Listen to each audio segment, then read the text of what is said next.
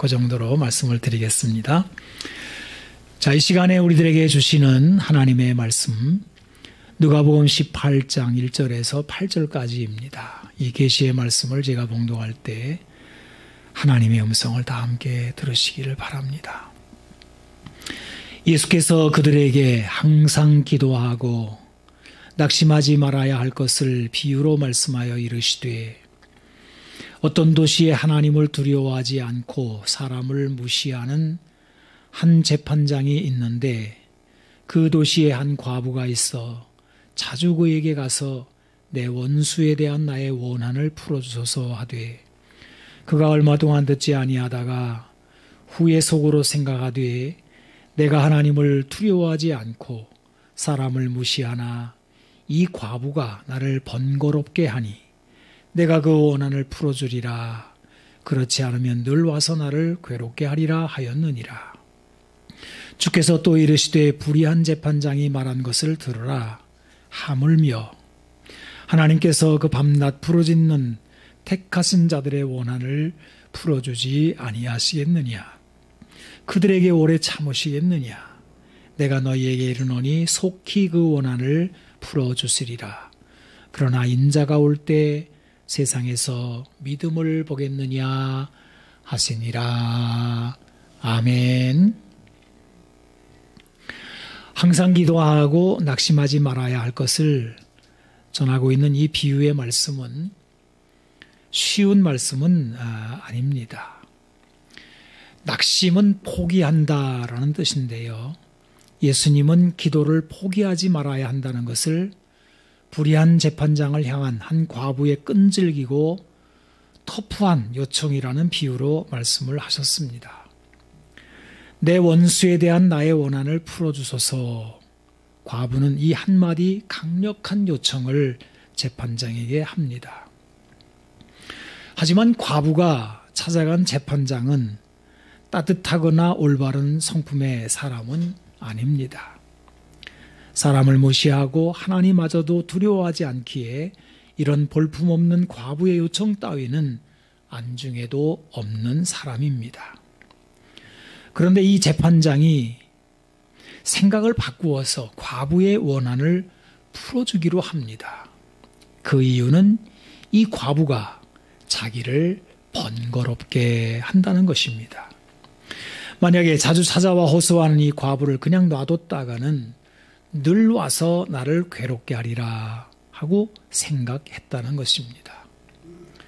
본문에 나오는 번거롭게 혹은 괴롭게라고 하는 단어들은 상당히 거친 용어들입니다. 주먹질을 해서 눈이 퍼렇게 멍이 들도록 타격한다, 이런 뜻입니다. 예수님은 원한 맺힌 한 과부와 도도하며 깐깐한 한 재판장을 등장시켜서 우리의 기도를 가르치십니다. 제가 이 비유가 쉬운 내용이 아니라는 것을 말씀을 드렸는데요. 우리가 기도하는 것이 이렇게 번거롭고 끈질기며 거칠게 들이대야 하는 것인가 하는데 그 이유가 있는 것일까요?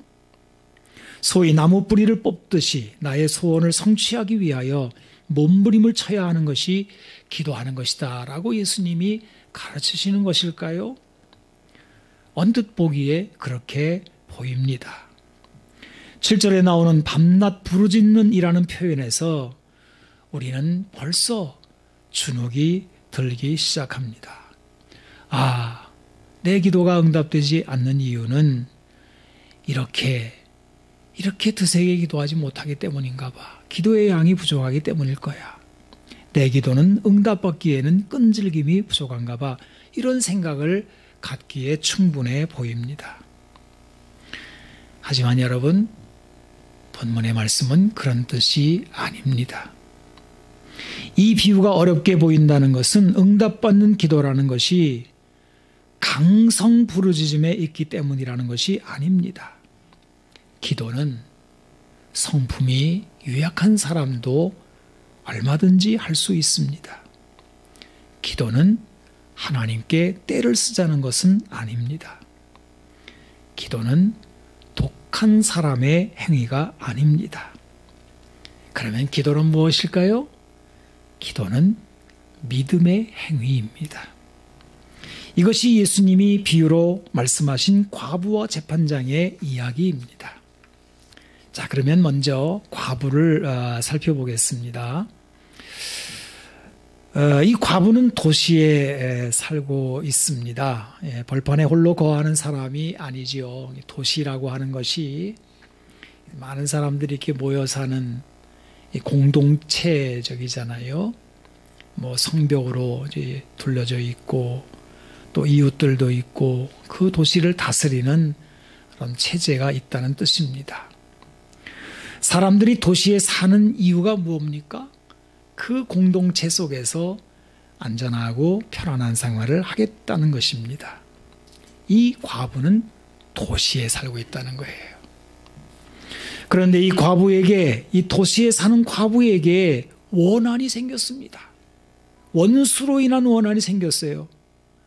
과부가 사는 도시가 소돔과 고모라 같은 불의한 도시라는 것을 우리는 생각해 볼 수 있습니다.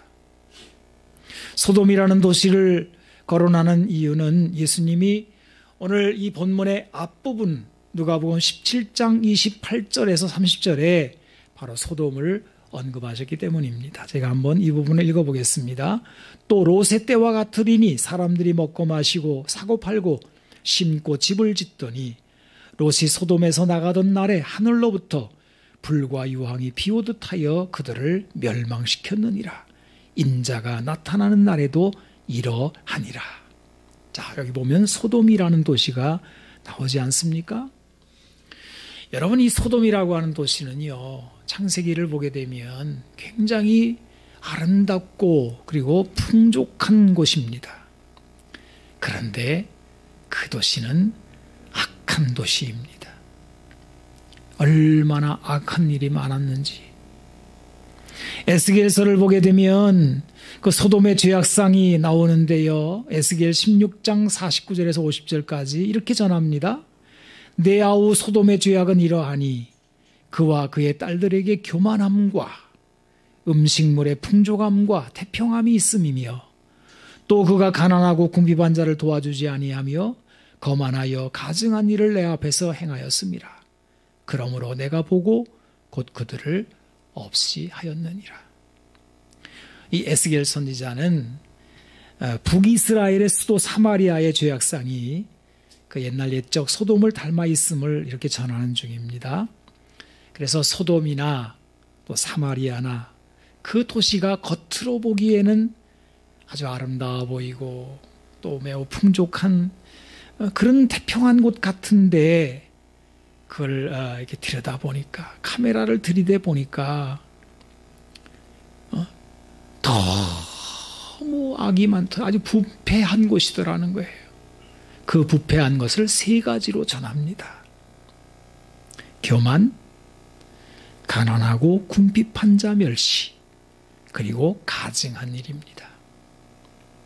이 가증한 일이라고 하는 말은 뭐 토에바, 뭐 우리 히브리 말이 우리말 외우기 좀 쉬운데 막 너무 가증해서 막 토할 것 같은, 뭐 그래서 이제 아주 가증하다는 말은 이제 우상숭배나 성적 도착 같은 혐오스러운 일을 나타내는 단어예요.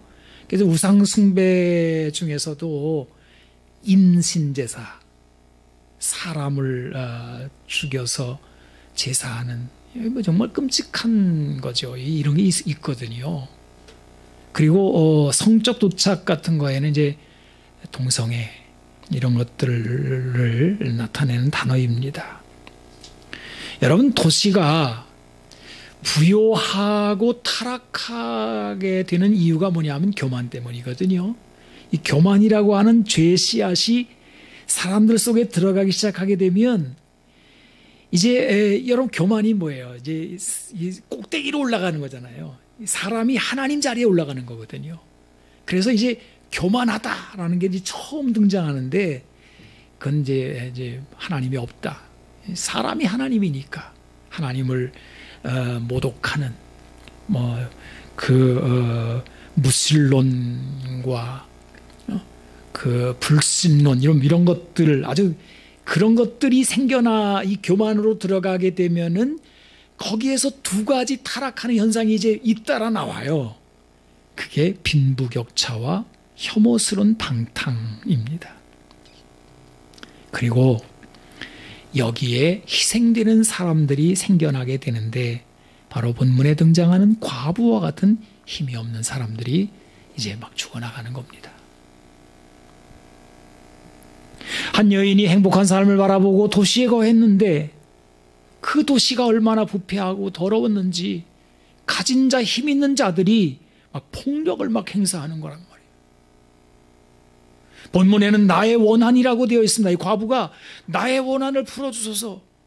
여러분, 이 과부가 무슨 일을 당했단 말입니까? 뭐 성경에 나오지 않지만 이 소돔과 같은 이 도시에서 성폭력을 당했다든지 재산을 갈취당했다든지 하는 끔찍한 불의한 일을 당했다는 그런 말입니다. 도시에는 이런 불의한 일이 발생하면 도와줄 이웃도 많고 그 도시를 다스리는 체제, 즉 법원의 재판장도 있습니다. 그래서 이 과부는 자기의 억울한 일을 풀어달라고 재판장을 찾아갔다는 거예요. 자, 그럼 이번에 두 번째로는 이 도시의 재판장을 이제 만나보겠습니다.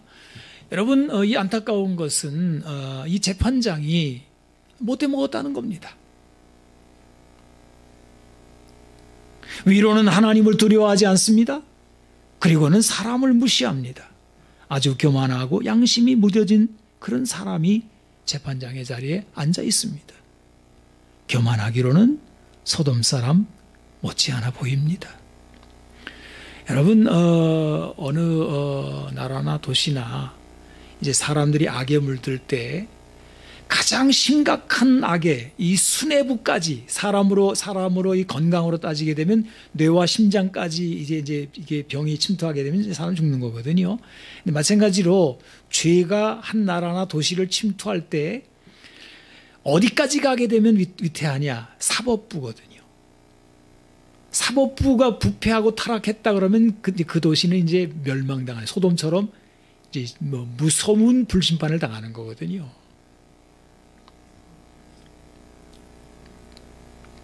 자, 이렇게 썩어 문드러진 세상, 소돔을 빼닮은 이 도시의 재판장, 어떤 의미를 갖고 있는 것일까요? 왜 예수님은 이런 재판장을 등장시키는 것일까요? 여러분, 이것은 비유입니다. 비유라고 하는 것은 닮은 모습이 있다라는 뜻입니다. 무엇이 닮았다는 말일까요? 과부와 우리들의 모습이 닮았다는 거예요. 그리고 이 불의한 도시의 악한 재판장과 하나님이 닮았다는 것입니다. 여러분, 여기에서 이 닮은 꼴을 아주 주의해서 살펴보아야 할 부분이 바로 이 부분인데요. 불의한 재판장이 하나님을 닮았다고 하여 하나님도 불의하시다, 그 말은 아닙니다. 이 재판장이 어쩔 수 없이 과부의 원한을 풀어주기로 한 것처럼 하나님도 우리가 드세게 기도해야만 마지못해 소원을 들어주신다라고 하는 게 아닙니다. 그래서 예수님은 불의한 재판장과 하나님을 연결지을 때 하물며라는 단어를 쓰시는 거예요. 이 하물며라는 말 속에는 불의한 재판장과 하나님이 결코 같지 않다라는 것을 강하게 담아내고 있습니다. 자, 그러면 불의한 재판장과 하나님이 어떤 면에서 같다는 것입니까? 예수님이 불의한 도시의 재판장을 등장시켜 하나님과 연결하는 의미는 뭘까요? 그거는 재판장이라고 하는 직책입니다. 이 세상에는 재판장이 있다는 것입니다. 그 재판장이 불의하든 정직하든지 간에 재판장이라는 것이 있다는 것입니다. 여러분, 야고보서가 선포하는 말씀이 무엇입니까? 야고보서 4장 12절 말씀을 제가 읽어보겠습니다. 입법자와 재판관은 오직 한 분이시니 능히 구원하기도 하시며 멸하기도 하시느니라. 하나님은 재판관이십니다. 재판관이실 뿐만 아니라 법 자체를 만드신 분이시기도 합니다. 하나님에게는 불의함이 없으십니다. 하나님은 불의한 도시 소돔과 사마리아를 심판하셨습니다.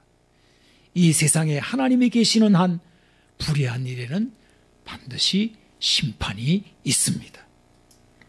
여러분, 이것이 성경이 시종유일하게 선포하는 진리의 말씀 아니겠습니까? 하나님은 불의한 재판장과는 아주 다른 분입니다. 우리 하나님께는 치우치심이 없습니다. 하나님은 공의의 재판장이십니다. 기억하십시오. 오늘 예수님이 말씀하신 이 불의한 재판장을 등장시킨 이유는 불의한 것이라는 거기에 초점이 있는 것이 아니라 재판장이 있다. 재판장이 있다. 하나님은 공의의 재판장이시다 라고 하시는 것을 이야기하시려고 이 비유를 하시는 것입니다. 자, 여러분, 아까 제가 과부와 우리들의 모습이 닮았다 이렇게 말씀을 드렸는데요. 이것이 이제 비유라고 그랬는데요. 그럼 과연 과부와 오늘 본문에 나오는 과부와 여기 앉아 있는 우리들이 어떤 모습으로 닮아 있느냐 하는 겁니다. 여러분, 예수님은 불의함을 당한 이 과부를 말씀하시면서 이제 뒷부분에 가서 그를 뭐라고 부르냐면 택하신 자라고 연결을 시킵니다. 여러분, 하나님이 택하신 자가 바로 누구입니까? 하나님의 백성들인 우리들 아닙니까? 그리고 이것을 오늘날에는 교회라고 부릅니다. 예수님을 따르는 사람들입니다. 하나님의 나라를 바라보는 사람들입니다. 자, 그러면 제가 한번 물어보겠습니다. 여러분은 하나님이 택하신 자들이 어떤 상태에 있다고 생각하십니까? 한번 그림을 한번 그려보면, 우리들의 자화상을 그려보면 어떤 모습입니까? 예수님을 영접한 사람들에게 하나님의 자녀가 되는 권세를 주셨다 이렇게 말하잖아요. 그죠? 권세가 주어졌다는 거예요. 여러분, 권세라고 하는 것은 말 그대로 능력을 말하는 것이거든요. 하나님의 나라 능력이 있는 사람들이 하나님의 택하신 사람들, 곧 하나님의 아들, 딸들, 자녀들이라는 말씀이잖아요. 하지만 우리는 안타깝게도 소돔 같은 불의한 이 세상에서 무능할 때가 너무 많습니다. 예수님은 이것을 한 과부라고 하는 비유로 담아내십니다. 여러분, 예수님 당시에 과부는요, 아주 약자의 대명사입니다. 오늘날에는 여러 가지로 이제 사회적인 제도나 또 여성의 인권이나 홀로 되신 분들도 많이 이제 변해서 이제 과부가 꼭 약자라는 말은 이제 등식은 아닐 수 있습니다. 하지만 여전히 홀로 된 분들, 남편을 여인 분들을 과부라고 부르면 그 말도 듣기 싫어하시는 분들도 있어요. 제가 언제 한번 설교하다가 과부란 말을 썼다가 아주 혼난 적이 있습니다. 그래서 성경에 과부란 말이 안 나오나 하고 있더라고요. 그래서 이걸 그럼 뭐라고 말을 해야 되나? 여러분, 뭐라고 말하면 좋을까요? 굉장히, 과부 되시면 굉장히 기분 나쁜가 봐요. 예? 나 혼자 됐다고 무시하는 거야? 이런 거겠죠. 아주 죄송합니다. 이런 말을. 어쨌든 간에 이제 이 오늘 본문에 나오는 이 한 과부, 이 과부라고 하는 거는 그 당시, 예수님 당시에는요, 굉장한 약자입니다. 그냥 무능력한 존재입니다. 본문의 1절을 보게 되면 예수께서 그들에게 항상 기도하고 낙심하지 말아야 할 것을 비유로 말씀하셨다 이렇게 되어 있는데요. 그들이 누구입니까? 또 7절에도 보게 되면 그들에게 오래 참으시겠느냐, 여기도 그들이 나오는데 그들이 누구입니까? 바로 예수님을 따르는 제자들이란 말이에요. 예수님은 아무에게나 이 비유를 하시는 것이 아닙니다. 누가복음 28장에 이 앞에 나오는 17장의 이 문맥을 보게 되면 예수님을 따르는 사람들이 예수님과 대화를 나누는 중입니다. 무슨 대화가 오고 갔을까요? 17장 20절을 보게 되면 이제 이렇게 예수님께 질문하죠. 예수님, 하나님의 나라는 어느 때 임합니까? 라고 바리새인들이 물었다는 거예요. 바리새인 중에도 예수님을 따르는 사람들이 있었거든요. 여러분, 이 질문은요, 하나님의 나라가 어느 때 임합니까? 라고 하는 이 질문은요, 굉장히 날카로운 질문입니다. 세례 요한도 예수님께 이런 내용으로 질문을 한 적이 있습니다. 세례 요한은 헤로드 왕의 불의한 일을 지적하고 말하다가 감옥에 갇혔습니다. 세례 요한은 예수님이 메시아로 세상에 오신 것을 확신한 사람입니다. 메시아가 오게 되면 이 세상의 모든 불의한 일을 심판하시리라, 그렇게 믿었습니다. 그런데 기대와 달리 예수님은 헤롯을 심판하지 않으시는 겁니다. 요한은 옥에 갇혀 죽임을 당합니다. 그가 죽기 전에 답답한 마음으로 묻는 거지요. 도대체 정의의 심판을 위한 하나님의 나라는 어디 있단 말이냐? 예수님 때문에 하나님의 나라가 온 것 같은데 어디 있냐 말이에요. 이게 하나님의 심판이 언제 이루어지느냐 말이에요. 이것이 세례 요한의 질문이고, 예수님 앞에서 바리새인들이 묻는 질문이고, 동시에 예수님의 제자들의 질문이고, 그리고 오늘 우리들의 질문이기도 하지 않아요? 예수님이 세상에 오셨건만 세상은 여전히 불의함으로 가득하단 말이에요. 하나님의 나라가 이 세상에 왔건만 원한은 풀리지 않습니다. 도대체 예수님과 함께 온 하나님의 나라는 어디 있다는 말입니까? 이렇게 탄식하는 모습이 바로 과부의 모습이라는 것입니다. 세상 속의 교회는 연약한 과부와 같습니다. 하나님의 택한 백성들은 세상의 불의함 앞에 참으로 무능력해 보입니다. 우리 교회의 모습은 공의에 한 맺힌 과부와 유사합니다. 이것이 하나님의 나라를 바라보며 낙심에 빠져드는 제자들을 향해 주시는 예수님의 말씀입니다. 교회는 불의한 도시의 한 과부와 같다라는 거예요.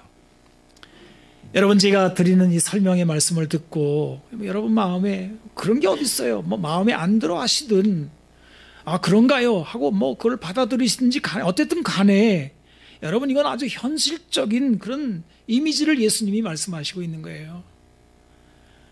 교회는 불의한 세상 속에 한 과부와 같다. 이 하나님 백성들이 지금 갖고 있는 탄식의 자리라는 거예요. 그런데 여러분, 가만히 이 말씀을 들여다보십시오. 여기에는 놀라운 내용이 들어있어요. 세 가지로 살펴보겠습니다. 첫째, 하나님이 택하신 백성들은 공의와 불의에 대한 인식이 분명하다는 것입니다. 이 과부는 힘이 없고 연약하지만 자신이 당한 불의한 일에 대한 인식이 분명했습니다. 이것은 불의한 일이다. 나는 이것을 받아들일 수 없다. 한 맺힐 정도로 의에 줄이고 목마른 모습을 가지고 있는 사람이 바로 이 과부, 곧 교회라는 것입니다. 교회는 불의한 도시에 사는 과부처럼 이 세상 속에 몸담고 있습니다. 그러나 물고기가 바다에 살지만 소금물에 절여지지 않듯이 교회는 불의에 물들지 않습니다. 여러분, 소돔이라는 도시에 살던 한번 롯을 보십시오. 롯도 아브라함의 조카 하나님을 알고, 여러분, 하나님이라는 사상이 이 마음속에 들어오게 된 사람은요, 결코 세상 사람과 같지 않아요. 이 롯이 소돔에서 어떻게 살고 있었는지를 베드로후서 2장 7절에서 8절에 이렇게 이야기하고 있거든요. 제가 한번 읽어보겠습니다. 무법한 자들의 음란한 행실로 말미암아 고통당하는 의로운 롯을 건지셨으니 이는 이 의인이 그들 중에 거하여 날마다 저 불법한 행실을 보고 들으므로 그 의로운 심령이 상함이라. 여러분, 이 소돔과 고모라라고 하는 이 도시는 정말 악의 쩌들은 얼마나 더럽고 악한지. 근데 롯은 그냥 거기 풍요와 그 아름다움만 보고 들어가 버렸거든요. 근데 들어가 보니까 이건 너무 죄악된 거예요. 그래, 이제 하나님 없는 사람은요, 자연스럽게 세월에 따라 거기 죄악이 물들어갑니다. 똑같이 되는 거거든요. 근데 이 롯은 그 도시에 거하면서 마음이 괴로웠다는 거예요. 여기 마음이 괴로웠다라고 하는 건 아직까지 그 마음속에 이 불법한 것은 불법한 것으로 정의하려는 것이 남아있다는 뜻이거든요. 롯은 소돔에 살며 날마다 괴로워합니다. 만약에 롯이 소돔화되었다면 그 심령이 상할 이유는 없습니다.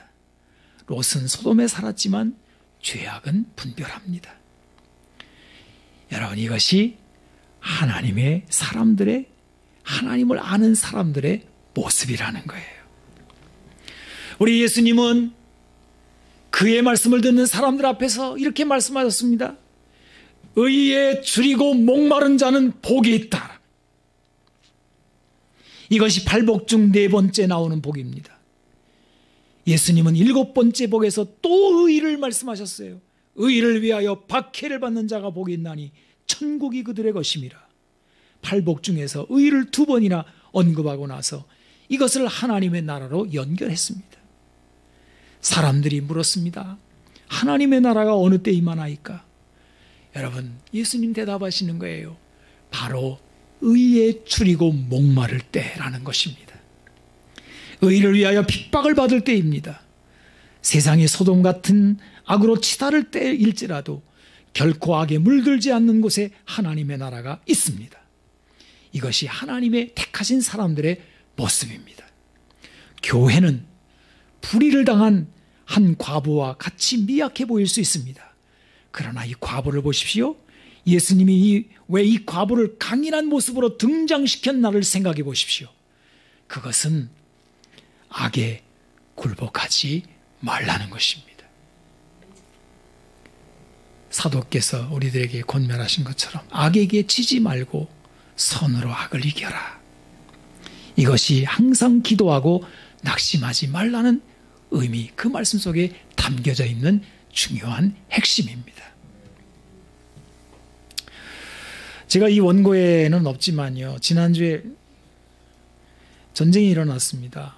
이걸 전쟁 얘기를 내가 할까 어떡할까 좀 설교 시간이라는 게 제한되어 있기 때문에 성경 공부처럼 좀 시간이 많으면 좀 이런저런 얘기를 좀 할 수 있겠습니다만은 그런 시간이 아니라서 이걸 어떻게 이야기를 할까, 하지 말고 넘어갈까 하고 원고에 담지는 않았습니다만은, 여러분, 지금 일어난 전쟁, 오늘 아침에도 그 전쟁의 참상을 보도하는데요, 눈물이 나더라고요. 이건 말도 안 되는 일이 일어난 겁니다. 그리고 그것을 그냥 어떻게든지 간에 정당화시켜 보려고 하는 그 궤변들이 막 일어나는 거거든요. 여러분, 하나님의 백성들은요, 궤변에 속지 않습니다. 악은 악입니다. 불의한 것은 불의한 것입니다. 이것을 명확하게 알고 있는 사람이 교회입니다. 약한 것과는 관계가 없어요. 약한 자는 불의한 것을 구별 못합니까? 악을 구별 못합니까? 아닙니다. 약한 것과는 상관없어요. 내가 아무리 미약한다 할지라도 악은 악으로 보라는 거예요. 그리고 선으로 악을 이기라는 겁니다. 그 악에게 지지 말라는 겁니다. 오늘 이 과부는 우리들에게 그것을 보여주고 있는 예수님의 비유의 말씀입니다.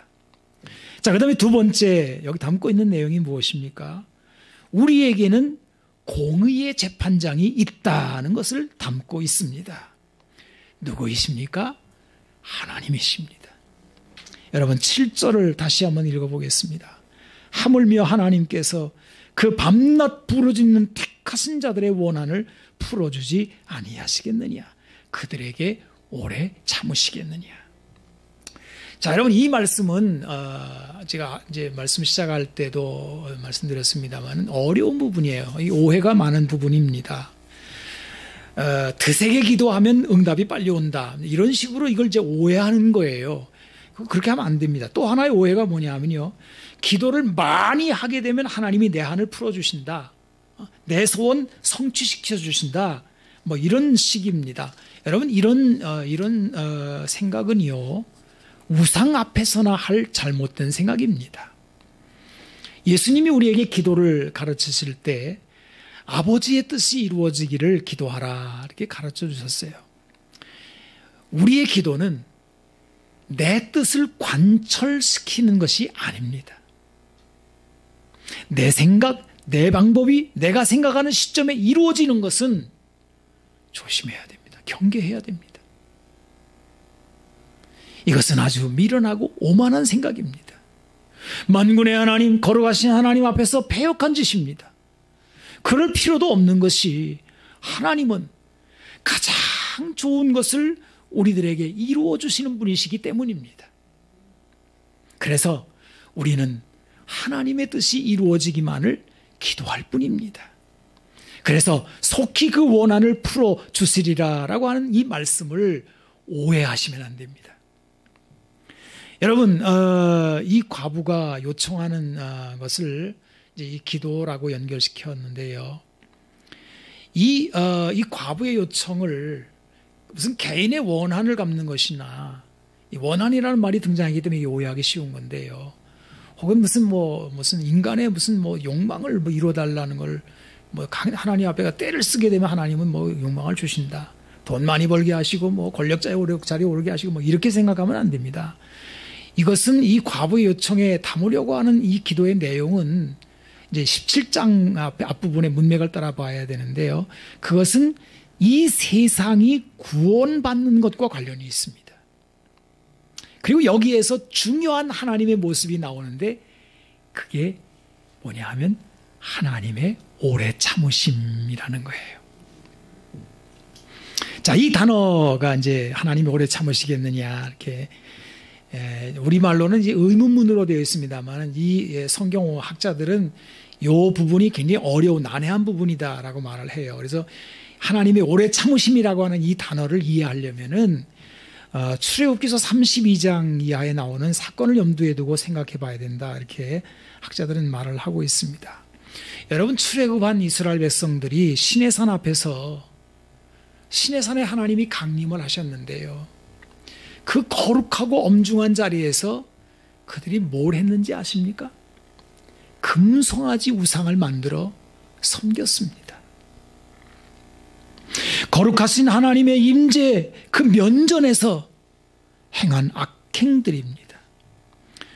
하나님이 내버려 둔 상태에서는요, 그냥 자연사 할 때까지 내버려 두시는데 비해서 하나님이 임재하신 면전에서 벌인 죄악은 그야말로 즉결 심판의 무서운 진노를 유발합니다. 그래서 십계명판이 깨지죠. 이스라엘 백성들이 다 엎드러져 죽게 되었습니다. 택한 백성들이 하나님의 진노 앞에 놓인 것입니다. 모세가 중보의 기도를 올립니다. 하나님이 뜻을 돌이키시고 다시 한번 기회를 주십니다. 십계명의 두 번째 돌판이 만들어지며 여호와의 이름이 선포되는데 바로 어떤 선포가 지금 되는 것입니까? 여호와는 노하기를 더디하신다. 선포입니다. 하나님의 오래 참으심이 선포되는 장면입니다. 여기에서 죄인들이 구원받는 기회가 주어집니다. 이스라엘 백성들의 불신앙과 비언덕, 놀라운 은혜를 받고도 하나님을 속히 떠난 이 백성들의 악함이 모세의 기도로 심판에서 구원의 기회로 바뀌는 역사적인 사건을 배경으로 해서 예수님이 이 비유를 지금 하시고 있다는 거예요. 그래서 그들에게 오래 참으시겠느냐, 이 말씀은 패역한 이스라엘 백성들을 향한 하나님의 관용을 드러내는, 나타내는 말씀이라는 것입니다. 여러분, 과부 앞에 그 불의한 재판장에게는 이런 관용이 없지요. 그러나 하나님은 이 엉터리 재판장과는 다른 재판장이십니다. 하나님은 오래 참으시는 하나님이십니다. 베드로 사도는 이렇게 씁니다. 베드로 후서 3장 9절 말씀, 참 중요한 말씀입니다.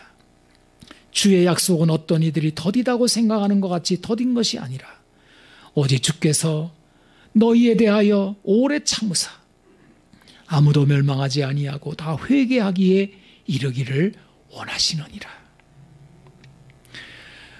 우리에 대하여, 너희라고 그랬어요. 우리들에 대하여 오래 참으사 우리가 구원받고 생명을 얻기를 하나님은 기다리신다라고 말씀하십니다. 그리고 근데 그 다음에 나오는 절을 보십시오. 10절입니다. 그러나 그랬어요. 주의 날이 도둑같이 오리니 그 날에는 하늘이 큰 소리로 떠나가고 물질이 뜨거운 불에 풀어지고 땅과 그 중에 있는 모든 일이 드러나리로다. 여러분, 이 9절과 10절은 상당히 모순적으로 보입니다. 천년까지 참으신다더니 도둑같이 순식간에 임하신답니다. 바로 이것이 예수님이 말씀하시는 과부와 재판장에도 나오는 것입니다. 구원을 위한 하나님의 오래 참으심과 공의의 심판을 순식간에 이루어주시겠다는 이 양면적인 말씀, 그것입니다. 이것이 바로 오늘 이 비유에 나와 있는 내용입니다. 이런 말씀은 요한계시록에도 찾아볼 수 있죠. 여러분, 요한계시록 6장에 9절에서 11절을 한번 보겠습니다.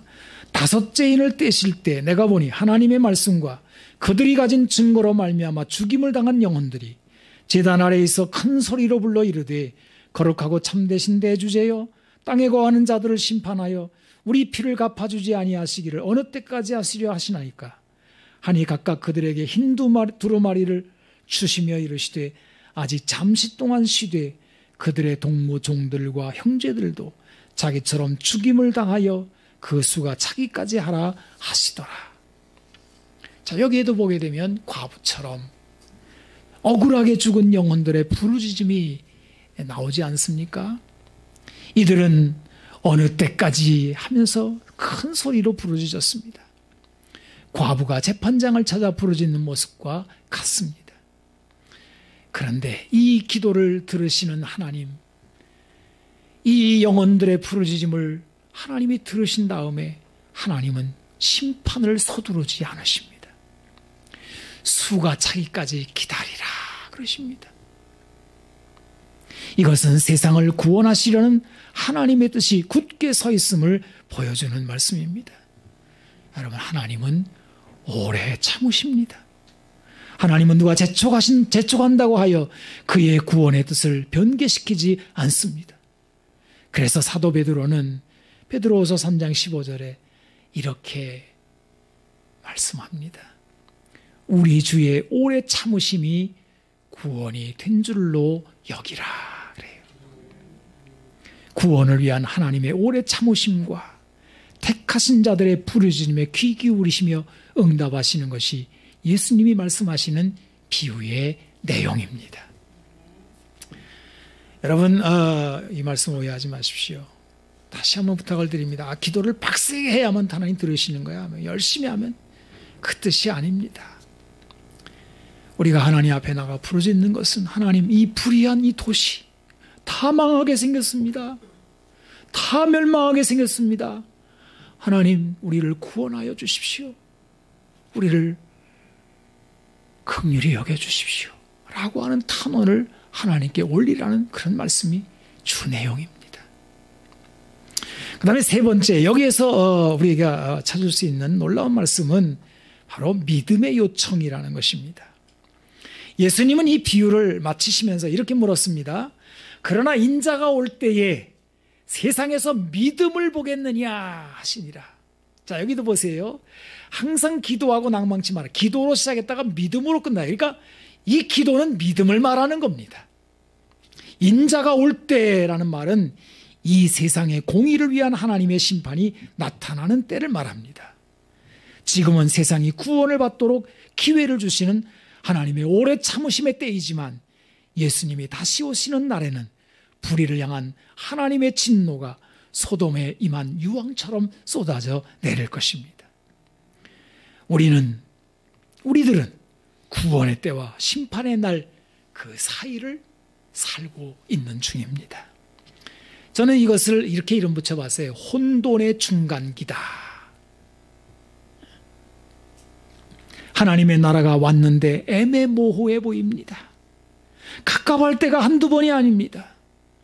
여러분, 누가복음 17장 20절에서 37절까지를 보면 이 기간의 상황이 잘 묘사되어 있습니다. 다음과 같이 제가 정리해 봤는데요. 하나님의 나라가 왔는데 어느 특정한 장소에 가야 볼 수 있는 것은 아니다. 하나님의 나라는 번개처럼 번쩍인다. 여러분, 번개 번쩍일 때 한번 보세요. 번개가 확 치게 되면 사방 수십 킬로에서 그걸 볼 수 있잖아요. 그런데 번쩍하는 그 순간에 번쩍치고는 사라져요. 이 세상에 지금 하나님의 나라가 그렇게 일하고 있다는 거예요.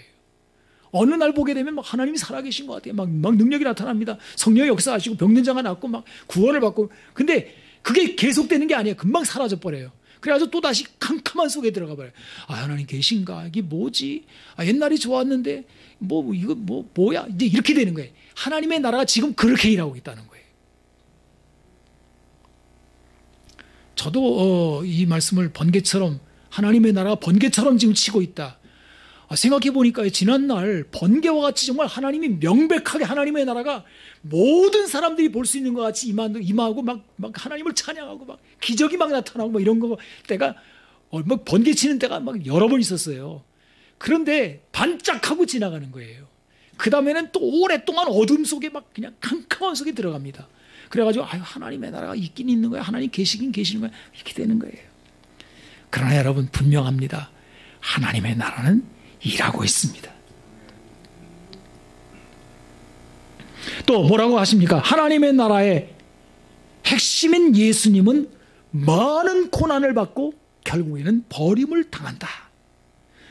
또 뭐라고 말합니까? 세상은 노아 때처럼 소돔의 롯의 때처럼 하나님의 오래 참으심의 그 소중한 시간들을 자기들 구원받으라고 지금 하나님이 참으시고 계신데 그거를 모르고는 어디다가 이 시간들을 쓰고 있다는 거예요. 먹고 마시고 사고 팔고 장가들고 시집가는데 정신이 팔려서 그 소중한 시간들을 그냥 다 허비해 버리더라는 거예요.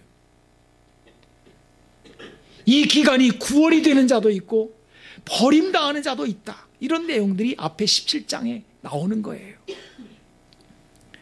자, 이런 혼돈의 중간기를 우리도 같이 살고 있거든요. 예수님은 이 혼란의 중간기에 우리가 기도하다가 포기하는 일이 생기지 않기를 바라시면서 이 과부의 비유를 하고 있는 거예요. 여러분, 이 비유의 요점은 명확합니다. 지금 세상에 어떤 혼란한 일들이 일어나더라도 그 어떤 모호한 상황이 벌어질지라도 너희의 믿음을 잃어버리지 말라는 것입니다. 어떤 믿음입니까? 하나님이 구원과 공의의 하나님이시라는 이 믿음을 말하는 것입니다. 하나님의 구원과 심판이라고 하는 이 두 가지에 대하여 낙심하지 말라는 것입니다. 이 믿음을 굳게 지키는 것이 우리의 기도 생활이라는 거예요. 불의한 도시를 사는 가장 미약한 이 과부는 우리에게 이것을 잘 보여주었습니다. 이 과부에게 낙심이라는 것은 없습니다. 이 도시에 재판장이 있는 한 소망이 있다는 믿음입니다. 여러분, 우리에게는 하나님이 계십니다. 제가 아까 교회는 과부와 같이 정말 힘이 없고 미약한 존재다라고 말씀드렸는데요. 근데 이 과부를 들여다보니까 그 과부에게 엄청난 무기가 들려있더라는 거예요. 사법부는 살아있어야 된다라고 하는 그 탄원의 기도, 요청, 그것이 이 과부에게 들려있었던 것처럼 우리 성도들은 과부같이 미약하고 여러분 우리 교회가 무슨 힘이 있어 보입니까? 그런데 교회에 막강한 권력과 막강한 권세가 있으니 그게 어떤 권세예요? 하나님은 구원과 공의의 심판을 하시는 그 하나님을 향한 기도할 수 있는 기도의 무기가 우리에게 들려있다는 것입니다. 우리가 낙심하지 않는 이유는 하나님이 재판장이심을 믿고 있기 때문입니다. 여러분, 저는 솔직히 말하면 막 박식에 드시게 기도하는 스타일의 사람은 아니라서요. 막 주눅 들 때가 많아요. 어디 가서 누가 금식을 오래 했다더라. 가서 나무 뿌리를 뽑고 기도했다더라. 응답받았다 그러면 나는 왜 이렇게 못하나? 나는 왜 이렇게 못해? 이런 생각을 많이 들고 또 그래서 이 말씀을 읽어볼 때마다 그래, 이 과부처럼 기도 못하지. 그래서 나는 기도가 응답이 안 되는 건가 봐. 이럴 때가 많았거든요. 그래서 말씀을 들여다보니까 그게 그 얘기가 아니더라고요. 성품과 상관이 없어요. 독한 것과 상관이 없어요. 믿음 잃어버리지 말라는 겁니다. 하나님께 대해서 실망하지 말라는 것입니다. 이 세상을 구원하시려고 하는 그 구원 때문에 하나님이 오래 참으시는 거지. 그래서 끊임없이 우리는 하나님 구원하여 주십시오. 구원하여 주십시오. 이 멸망받을 도시를 구원해 주십시오. 이것이 우리의 탄원이라는 거예요. 모세가 그 패역한 이스라엘 백성들을 위해 기도함으로 그들에게 구원의 기회가 주어진 것처럼 우리들도 끊임없이 누구를 향하여 심판을 요청하지 말고 하나님 구원하여 주십시오. 그리고 하나님의 공의가 이루어지게 해 주십시오. 라고 탄원하라는 겁니다. 이게 우리의 기도라는 거예요. 이게 우리의 사명이라는 것입니다. 여러분, 이 믿음 안에 거하시고 주님 오실 때 이 믿음을 찾겠느냐, 어디 보겠느냐 하실 때 제가 그 믿음 가지고 있습니다라고 주님 앞에 인정받기를 주님의 이름으로 축복합니다. 기도하겠습니다. 하나님 감사합니다. 이 세상 도처에 소돔과 고모라 같은 불의함이 퍼져 주님, 하나님이 계신다면 이럴 수가 있느냐. 탄식과 불신앙이 팽배한 이 세상 가운데 하나님이 구원을 향하여 오래 참으시며 소돔과 고모라에게도 기회를 주시며 거기에 거하는 롯을 구원하여 주시는 이 놀라운 말씀을 우리가 읽었습니다. 주님, 교회는 기도의 권세가 있는 것도 보았습니다. 주여, 기도하오니 이 세상에 주님의 구원을 베풀어 주시옵소서. 주님의 공의의 심판이 나타나시옵소서. 그리하여 악을 제거해 주시고 선으로 악을 이길 수 있게 하여 주시옵소서. 이 세상에 불의함을 당한 사람들, 고통당하는 사람들을 구원하여 주시옵소서. 하나님께서 택한 백성들을 불러 모아주시고 주님, 함께 살고 있는 이 세상 가운데에서 같이 멸망하지 아니하도록 주님께서 긍휼을 베풀어 주시옵소서. 주님께 의지합니다. 우리 교회의 기도가 약하여지지 않기를 소원합니다. 오늘도 이 주일에 하나님, 우리가 모여서 흩어지고 하는 모든 일 가운데 주님의 영광이 나타나기를 소원하오며 우리 구주 예수님의 이름으로 기도하옵나이다. 아멘.